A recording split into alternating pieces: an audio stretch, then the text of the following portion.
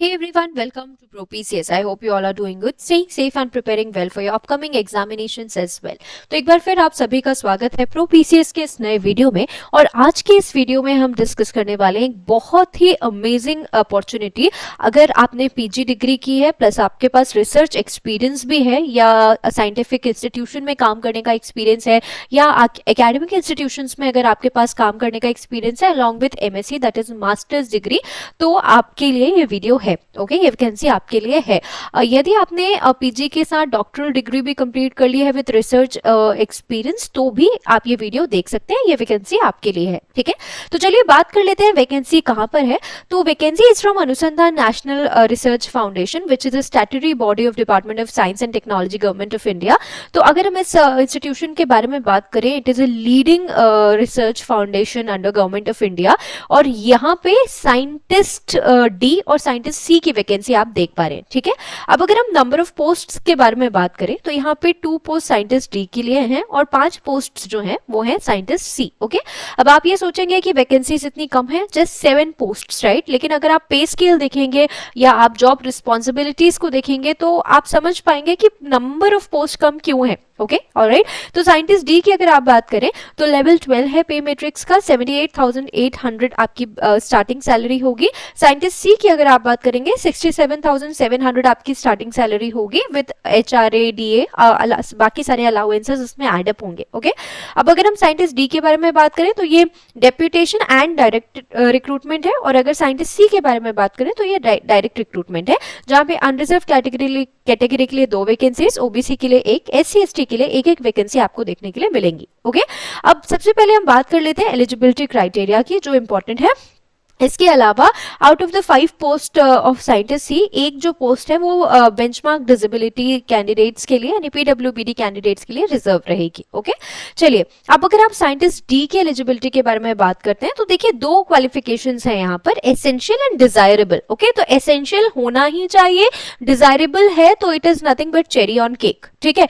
तो अगर हम बात करते हैं एसेंशियल की तो आपके पास पीजी डिग्री होनी चाहिए रिकॉग्नाइज्ड यूनिवर्सिटी से या आपके पास बैचलर डिग्री होनी चाहिए लेकिन 4 ईयर डिग्री प्रोग्राम के under. Okay, 3 years bachelor degree यहां कंसिडर नहीं की जाएगी। या तो आपके पास पीजी डिग्री होनी चाहिए या तो bachelors degree with minimum 4 year degree, जो ये बैचलर डिग्री होनी चाहिए ये मिनिमम 4 ईयर डिग्री कोर्स होना चाहिए आपके पास, ठीक है। And 8 years experience in research and development in industry, या तो आपने इंडस्ट्री वर्क किया हो, साइंटिफिक इंस्टीट्यूशन में आपने काम किया है, किसी एकेडमिक इंस्टीट्यूशन में काम किया है या किसी साइंस एंड टेक्नोलॉजी ऑर्गेनाइजेशन में अगर आपने काम किया है तो अगर आपके पास 8 years का experience है then you are eligible. Okay, now if we talk about the desirable qualifications, so doctorate degree from a recognized university or institute in any of the disciplines specified in schedule 1 or a master's degree from a recognized university or institute in any of disciplines specified in schedule 2. ठीक है, अब यहाँ पर एक ये note है, अगर इसका जिस्ट मैं आपको बताऊं तो जो आपने जब आप डिग्री परस्यू कर रहे थे तो डिग्री के दौरान किया गया जो एक्सपीरियंस है आपका, उस समय किया गया जो रिसर्च वर्क है वो आपके रिसर्च एक्सपीरियंस में काउंट नहीं होगा। मतलब आपकी डिग्री जब आपने कंप्लीट कर ली उसके बाद का जो एक्सपीरियंस है वो 8 इयर्स में काउंट होगा, इस बात का आपको ध्यान रखना है।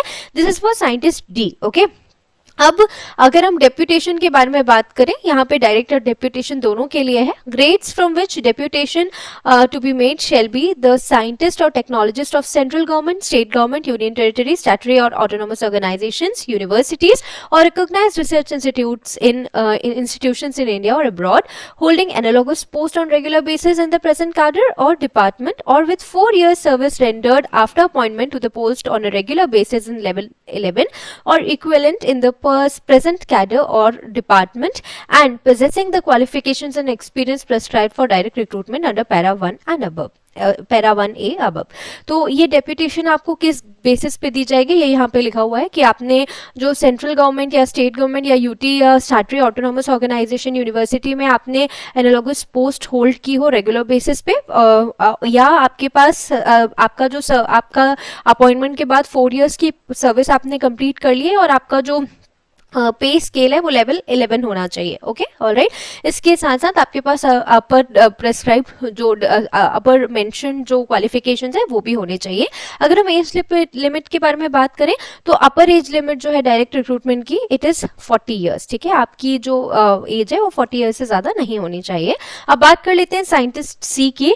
तो एसेंशियल क्वालिफिकेशन फिर से यहाँ पर पीजी डिग्री है और bachelors degree with minimum 4 years degree course. यहाँ पर एक्सपीरियंस जो है वो 4 इयर्स मांगा है आपसे। ठीक है, आपने एकेडमिक इंस्टीट्यूशन में किया हो या साइंस एंड टेक्नोलॉजी ऑर्गेनाइजेशन में किया हो या रिसर्च एंड डेवलपमेंट इंडस्ट्री में आपने काम किया हो, 4 साल का अगर आपके पास एक्सपीरियंस है तो आप एलिजिबल हो जाते हैं। यहाँ पे भी डिजायरेबल डॉक्टरेट डिग्री है। ठीक है, और ये डेपुटेशन बेसिस पर नहीं है, डायरेक्ट रिक्रूटमेंट है। यहाँ पे अपर एज लिमिट जो है वो 35 ईयर्स है। ठीक है, अब यहाँ पे जनरल इंस्ट्रक्शंस दिए हैं। तो आप सिटीजन ऑफ इंडिया होना चाहिए, ये आपको यहाँ पे ध्यान रखना है। आप इंडिया के किसी भी स्टेट यूनियन टेरिटरी के अगर सिटीजन है तो आप एलिजिबल हो जाते हैं। ठीक है, नाउ नंबर ऑफ पोस्ट जो है वो एएनआरएफ चेंज कर सकता है। ओके, ऑलराइट, ये यहाँ पे लिखा हुआ है उन्होंने। एंड देन अगर आप यहाँ पर बात करते हैं कि जो इंटरव्यू है वो कैसा होगा, ये देख लेते हैं। A panel of candidates will be prepared from the candidates called for interview which will remain valid for 12 months from the date of declaration of result. The panel can be used to fill up vacancies arising as notified. No correspondence will be entertained from candidates who are not called for interview selected for appointment। ठीक है, तो देखिए जो interview panel, जो candidates का panel बनेगा interview के लिए जिन कैंडिडेट्स को बुलाया जाएगा उसका एक पूरा पैनल बनेगा। ठीक है, तो रिजल्ट का डिक्लेरेशन हो जाने के 1 साल के बाद अगर एएनआरएफ चाहिए तो आपको बुला सकता है फॉर योर सर्विसेज। ठीक है, अब यहाँ पर देखिए, out station candidates called for interview will be paid second AC railway fare for the shortest route for to and fro journey within the country from present place of stay work subject to production of railway tickets. इसका मतलब है कि अगर आप out station candidate हैं तो आपको second AC का रेलवे टिकट मिलेगा आने और जाने का। ओके, बट शॉर्टेस्ट रूट का। Okay, and the selected candidates are liable to serve anywhere in India.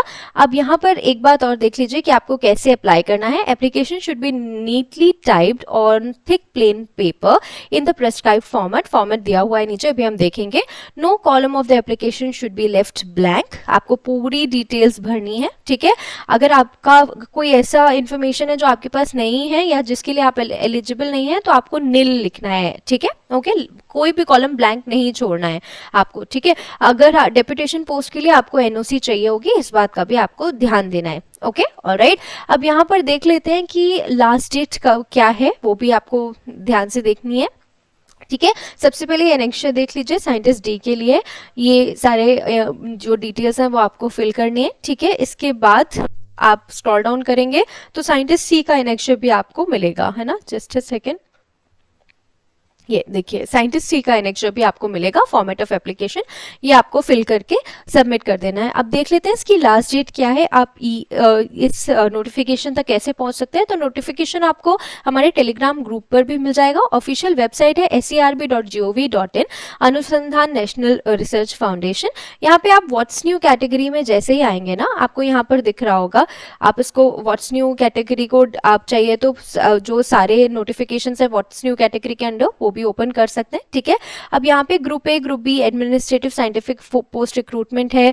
आप इसके अलावा यहाँ पे ऑफिस मेमोरेंडम, हाउस रेंट, ये आप इसको और स्क्रॉल डाउन करेंगे या स्क्रॉल अप करेंगे तो आपको सारे जो एडवर्टीजमेंट नोटिस हैं वो यहाँ पे देखने के लिए मिल जाएंगे। ओके, ऑलराइट, तो हम व्हाट्स न्यू कैटेगरी में है। आप देखिए ये फिर से एक बार स्टार्ट हो रहा है। ठीक है, तो यहाँ पर आप सेकंड नंबर पे जब देखेंगे last date for receipt of application scientist D and C, तो जैसे आप यहाँ पे क्लिक करेंगे आपको यहाँ पे मिलेगा कि जो लास्ट डेट है वो है 29/12, यानी आप अगर इंडिया के किसी रिमोट एरिया को बिलोंग करते हो तो आप 29 दिसंबर तक फॉर्म फिल कर सकते हो, और बाकी जो लोग हैं जो रिमोट एरिया को बिलोंग नहीं करते उनके लिए 15 दिसंबर तक आप अप्लाई कर सकते हैं। ठीक है, इस बात को आपको ध्यान देना है। ओके, और इन्फॉर्मेशन के लिए अभी मैंने आपको बताई दिया ऑफिशियल वेबसाइट। ठीक है, तो व्हाट्स न्यू सेक्शन के अंडर आप यहाँ पे देख ही सकते हैं last date of receipt of application scientist DNC, और अगर आप और देखेंगे तो यहाँ पे एडवर्टीजमेंट नंबर 22025 ये डिटेल्ड एडवर्टीजमेंट एडवर्टीजमेंट भी आपको यहाँ से मिल जाएगा in both the languages, English और हिंदी। तो जिस लैंग्वेज में भी आप कंफर्टेबल है